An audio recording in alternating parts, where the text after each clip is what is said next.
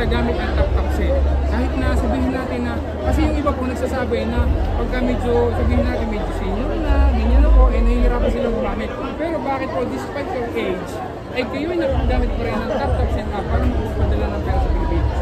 Madali lang po bang gamitin o mahirap?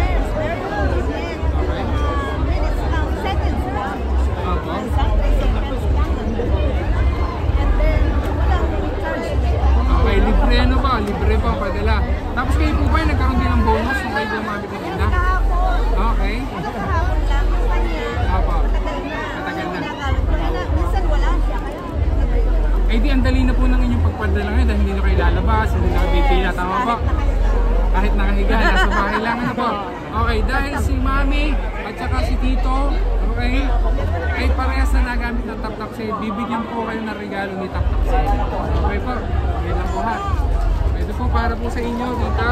50 euro po para po sa inyo. At kay Tito po, 50 euro rin po. Okay, ano po masasabi po ninyo ito?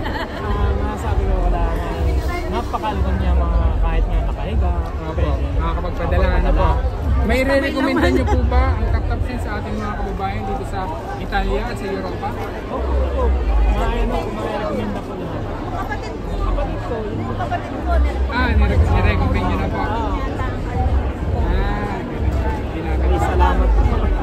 Eh siya, salamat po ng marami sa pagtitiwala niyo po kay tap-tap sale. At deserve niyo po yan. Ano po?